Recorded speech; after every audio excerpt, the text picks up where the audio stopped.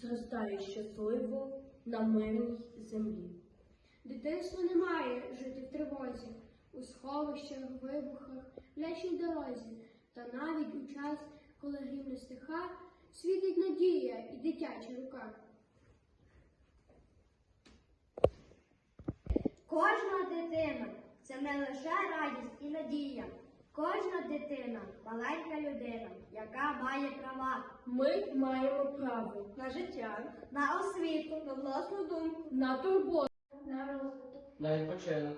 на захист. Україні, героям слава!